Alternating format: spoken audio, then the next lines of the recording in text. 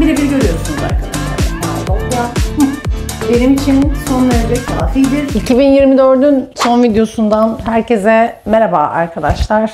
Valla 3 aydır video çekmeyi unutmuşum. Bugün bir dip boya videosunda birlikteyiz. Saçlarımın diplerini boyayacağım. Yeni yıla giriyoruz. 2025'e böyle girmeyeyim dedim. 3 aydır saçlarımı dinlendiriyordum. Kullandığım açıcılı boyaların sonucu saçlarımı mahvettim. Sonra da kesmeye kalktım. Tabii ki kesmeyi beceremediğim için de çok çirkin bir hal aldı. Ama deli gibi çalıştım. Önümüzdeki yıl bomba gibi videolar gelecek. Bugün geleneksel bir boyama yapıp tekrar Palette'nin en çok satan ve en iyi sonuç veren açıcılı boya serisiyle saçımı tekrar boyayacağım. Ne 0.22 kullanacağım ne de içine başka bir boya katacağım. Çünkü bu ikisini aldığınızda sonucun nasıl çıkacağını görmemizi istiyorum hep birlikte. Daha önce bu videoyu çektim aslında. Videonun sonuna eklerim. Onu da izleyebilirsiniz. Saçı ikiye böldüm. Saçımın bu bölümünü birebir 10.1 12.21 yaptım. Burasını 10.1 yarım 12.21 karıştırarak yaptım. Ve çıkan sonucu sizlerle paylaştım. Fakat o zaman gerçek bir dip boya videosu çekmiştim. Bugün çektiğim video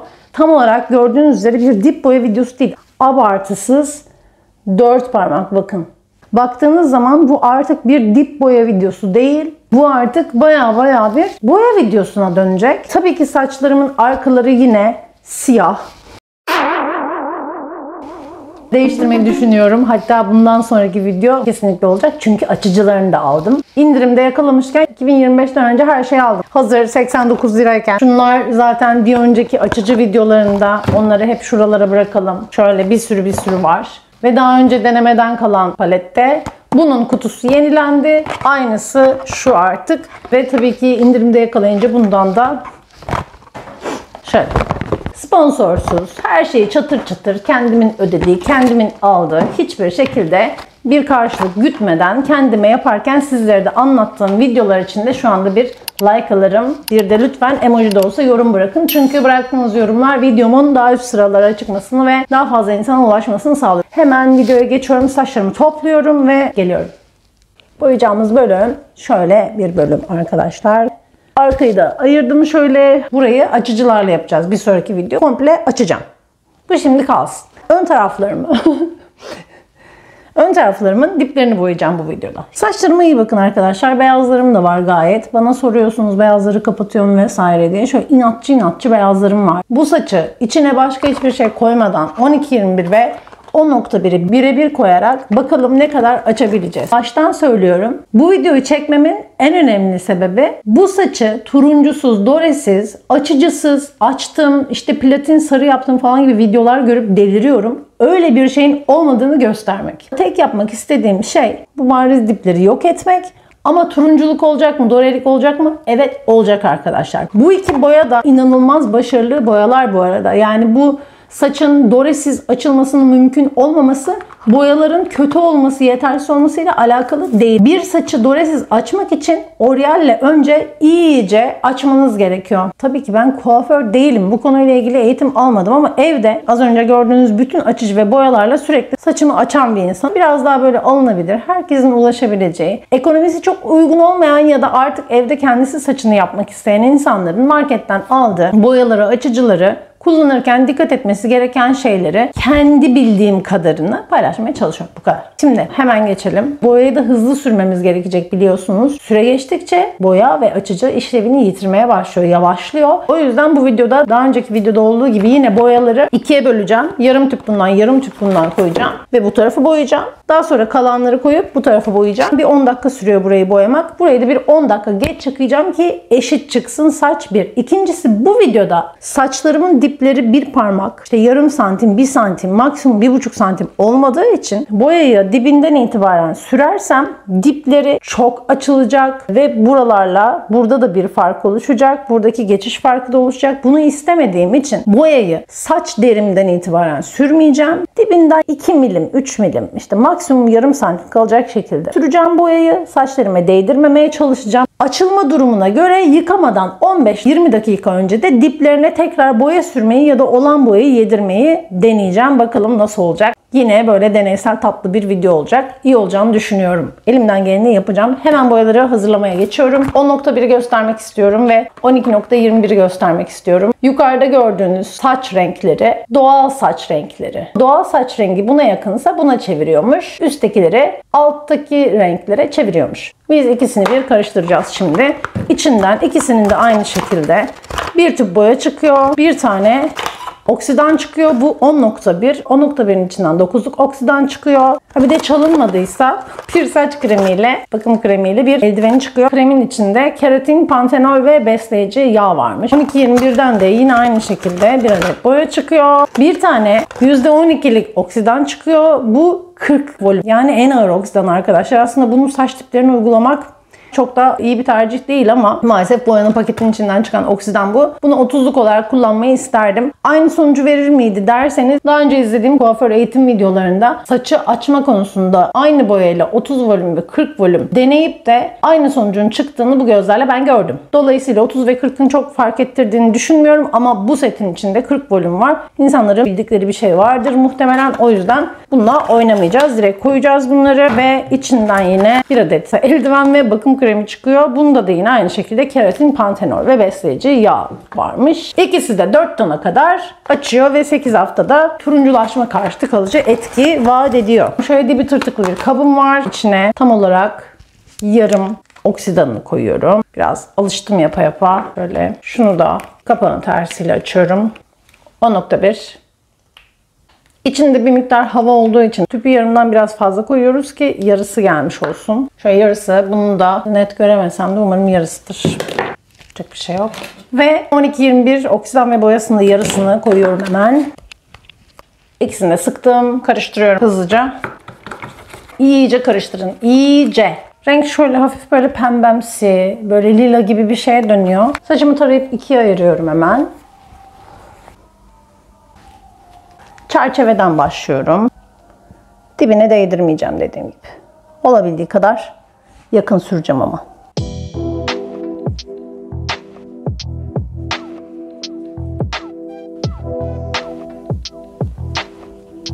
Saçlarımın yanmasını istemiyorum. Isıyla birlikte saçlarımın diplerinin çok fazla açılıp diğer bölümlerinin daha koyu, daha turuncuya yakın kalmasını istemiyorum.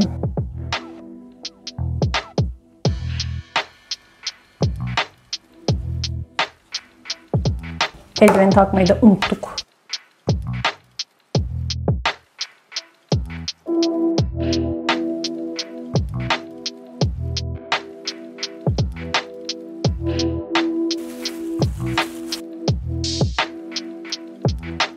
Şu ek yerlerine dikkat edin arkadaşlar. Boyayı çok ufak, bir minik o tarafa doğru taşırabilirsiniz ama bir minik.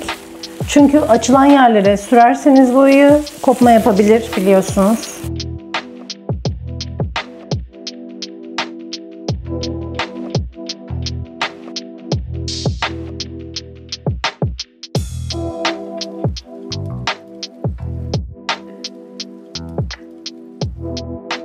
Aralara pamuk da koyabilirsiniz, naylon poşet de koyabilirsiniz. Araya bir şey koymamın sebebi buradaki saçı buraya yatırdığınız zaman boyadığınız yer sarıya denk gelebilir. Sarıya denk geldiği zaman da orayı kopartabilir. Bakın dibe değdirmiyorum ama çok yakın sürüyorum. Çünkü dipler çok hızlı açılır diye umut ediyorum. Daha önce yaptığım bir şey değil bu. İlk kez deniyorum.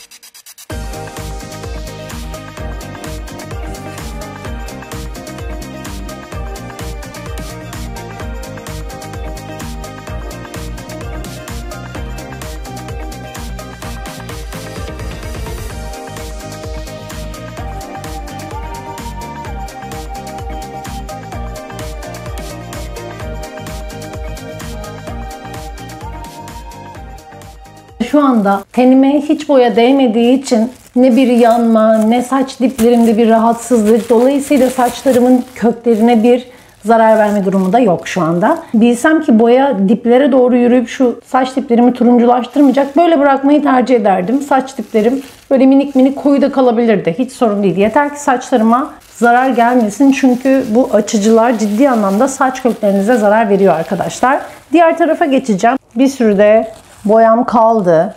Bakın boyam var. O yüzden hemen devam ediyorum o tarafa. Çerçeveye bol bol boyayı süreyim. Arka çerçeveye. Çok içime sinmedi. Yeni boya hazırlayacağım. Önler ve dipler için, bu taraf için. Ki eşit olsunlar. Ön tarafa sürmedim bakın. Boya gittikçe bakın bu renk oldu. Nihayet bitti boya. Hemen yenisini hazırlayacağım.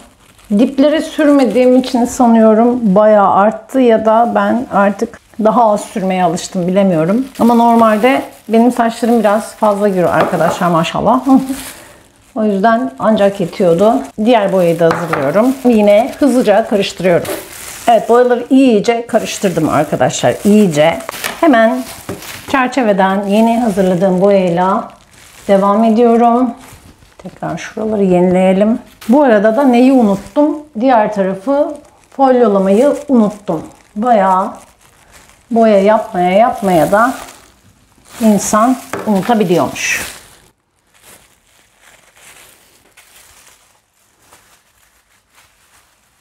Tabii ki yeni hazırlanmış boya olduğu için şu anda daha kuvvetli açıcılığı. Bu tarafı bitirdiğim gibi diplere geçeceğim. Bu taraftan diplerden itibaren sürmeye devam edeceğim ve folyoyla da kapatacağım arkadaşlar.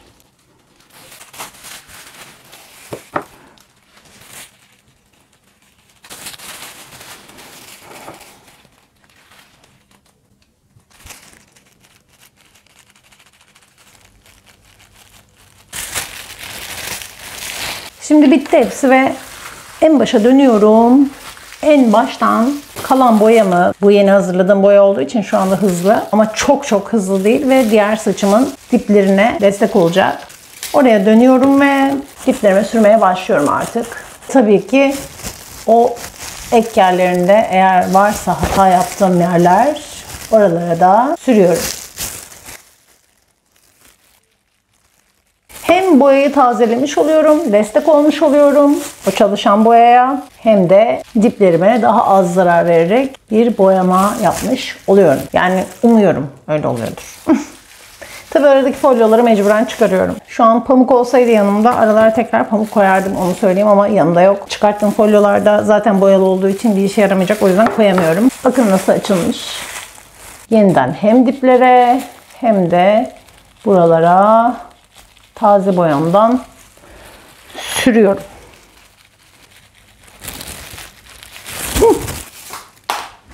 Düştü. Şu diplerimizi komple ön tarafa bir çerçeve geçelim. Boyanın etkisi iyice azalmadan. Grileşme olabilir saçınızda. Bunun için endişelenmeyin. Diğer videolarımı da lütfen izleyin. Madem bir işlem yapacaksınız, iyice bilgi sahibi olun boyalar hakkında ki istediğiniz sonucu alabilin. Çünkü mesela ben bu grilikten rahatsız olmayacağım. Dolayısıyla çok bekletebilirim. Ama siz daha önce o grilik olmasın diye yıkamak isterseniz ona göre ne kadar açtığını da bütün videolarda izleyerek oldukça fazla fikir sahibi olabilirsiniz. Eğer bu boyaları daha önce kullanmadıysanız. Bütün videoları özenle hazırlıyorum ki ilk kez uygulayacak olan arkadaşlar çok da sorun yaşamadan ilk işlemlerini halletsinler. Çünkü biliyorsunuz boya ve açıcılar kullanıldıkça tanınıyor. Her saçta da farklı işliyor, hep söylüyorum. Yani benim saçımda böyle açtı diye sizde de böyle açacak diye bir kaydı asla yok. Daha fazla da açabilir, daha hızlı da açabilir, daha yavaş da açabilir ama ortalama fikir sahibi olabiliyorsunuz en azından. Ne konuştum be? Zaten saç diplerime doğru gitmiş boya. Yani ister istemez aşağıya doğru yürümüş. Bu boyayı geçmesem de belki şöyle bir karıştırsam da diplerim yine çok da yanmadan istediğim hale gelecekti her şey. Ama ben boyayı da yenilemek istiyorum. Çalışan boyayı. Umarım kötü bir sonuç çıkmaz. Bakalım. Bakın. Buraya daha dibine sürmedik mesela ama zaten açıcılar biliyorsunuz hafif şişme yapıyor. Oraya doğru bir tık inmiş zaten. Şöyle bir boyam kaldı. yetecektir rahat rahat. Bir de ben bol bol sürdüm. Ama tabii benim saçım şu anda bir tam saç değil. Yarım. Biraz gür sadece. Artık onu da kendi saçınıza göre ne kadar kullanmanız gerekir, ne kadar boya gider orasını bilemem. Onu da yine tahmin edeceksiniz. Kaş boyamının yine tarihi geçtiği için onun videosunu da şuraya koyayım. Siyah olmuş. Tarihi geçmiş ürünleri kullanmayın arkadaşlar. Bu çok tatlı böyle doğal bir kahve duruyordu. Şu an bayağı kömürle boyamış gibiyim. Olsun. Videolarıma ilk kez denk gelen arkadaşlar varsa kanalı bir göz atsınlar derim. Çok güzel bakım videoları çektim. Bir tanesi efsane bir bakım videosu. Gerçekten böyle eğer hormonal bir probleminiz yoksa, strese bağlı bir dökülme yoksa saçınızı deli dehşet kuvvetlendiren bir bakım videosu ama 1000 falan izlenmiş. Çok enteresan, çok faydalı videolar çektim ama çarpıcı başlıkları atmadığım için çok da iddialı değil diye düşünüyorum. O kadar iddialı maskeler ki değerini bilen kullansın, bana ne. Kandırılacak insanlar benim kanalımda olmasınlar. Çok güzel. Kulağım yanıyor ve saç diplerim yanmaya başladı. Boyam bir miktar arttı. Saçımı folyo ile kapatmak istiyorum. Maalesef ek yerlerine boya değdi. Bunun için yapabilecek şu anda bir şeyim yok. Saçlarım şu an zarar görüyor. Saç diplerime de işliyor boya. Şu kalan boyayı son şöyle incelere de sürelim. Özellikle çerçeveye.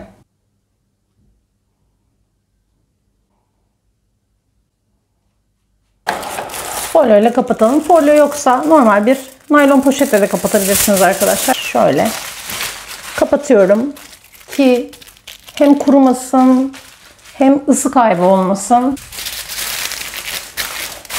Şöyle kapattım.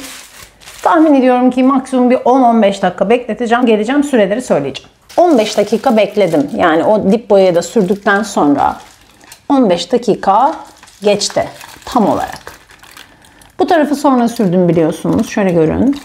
Bu tarafı daha önce sürmüştüm. Tabii ki bunları kapattığım için kendi saçlarımın ısısıyla biraz daha ısındı saçlarım. Dışarıdan fön ya da ısıtıcı herhangi bir işlem yapmayın. Çünkü turunculuğa sebep olur. Bu kadar ısı sorun yapmayacaktır ama daha fazla böyle fön makinesi falan tutup da saçlarınızı daha çok açmaya çalışmayın. Turunculaşma yapar. Yine her videoda söylemeye çalışıyorum.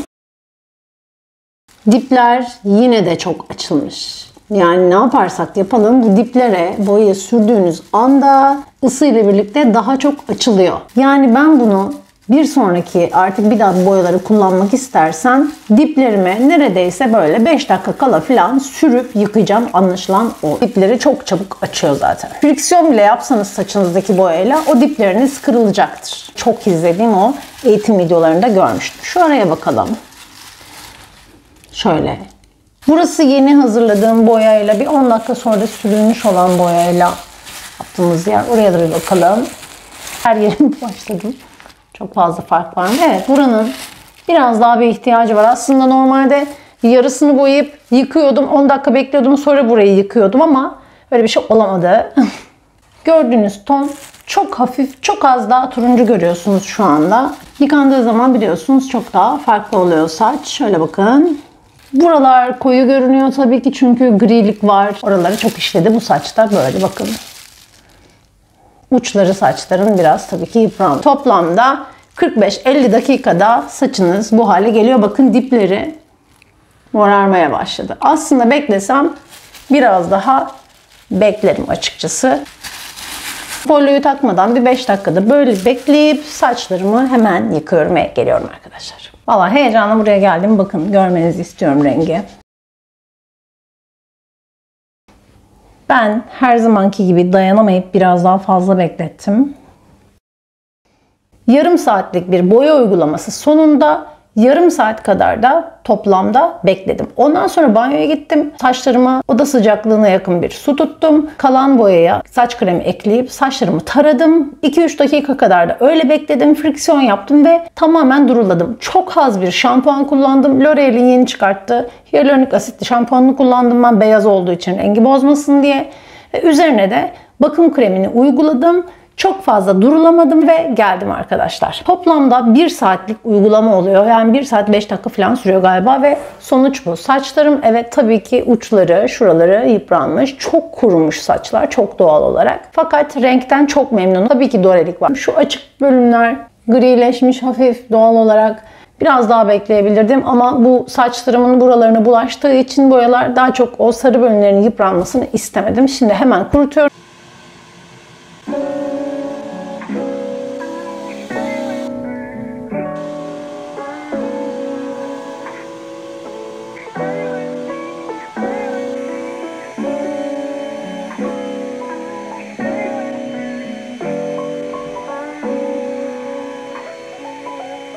Kuruttum arkadaşlar. Sonucumuz bu. Elimden geleni yaptım. Eğer turuncusuz bir sarı istiyorsanız mutlaka açıcı yapıp ondan sonra boyamanız gerekiyor. İyice açmanız gerekiyor saçı. Gördüğünüzden daha küllü, daha açık bir sarı. Biraz uğraşacağım, birazdan size göstermeye çalışacağım rengi ama şunu söyleyebilirim. O kadar koyu bir saçın buna dönüşmesi olağanüstü. Yani açıcı bir boya ancak bu kadar açabilir zaten arkadaşlar. Güzel bir sarı oldu ama tabii ki yıkandıkça bu üzerindeki küllülük aktıkça bu saç doreleşecektir. Öyle harika, turuncusuz, doresiz bir saç elde etmedik elbette ki. Zaten bunu da bilerek başında da söylemiştim. Benim amacım şu dipleri bir hızlıca böyle pastel tonlarda geçiştirebilmekti. Benim için oldukça yeterli bir sonuç. Şöyle size göstereceğim şimdi bir dakika. Böyle bir renk arkadaşlar tam olarak. Şu anda doğru renk görüyorsunuz. Nihayet oh ya. Son derece kafidir. Şimdilik platin zaten istemiyordum. Böyle çok açık bir sarı istemiyordum. Çünkü uçlarım koyu kalacaktı benim eğer diplerimi çok fazla açsaydım. Şu an birebir görüyorsunuz arkadaşlar renk. Şöyle görüyorsunuz bakın. Bir soğan kabuğu rengi asla yok ama dediğim gibi bu küllü renk gittikten sonra tabii ki hafif turunculaşacak. Videonun başında gördüğünüz o sarı yerler yani koyudan itibaren sarılaşmış yerler de yine bu rengin açılmış akmış haliydi. Belli bir süre sonra saç gerçekten tatlı bir platine de dönüyor bu arada. Ama o turunculuk evresini atlatıyorsunuz. Onu rahatlıkla söyleyebilirim. Umarım videoyu beğenmişsinizdir. Umarım faydalı bir video olmuştur. Bu senenin son videosuydu. Umarım 2025 hepiniz için çok güzel geçer. Her şey düşündüğünüzden çok daha güzel ve pürüzsüz bir şekilde gerçekleşir. Çocukluğumun en tatlı esprisiyle veda ediyorum sizlere. Seneye görüşürüz. Hoşçakalın.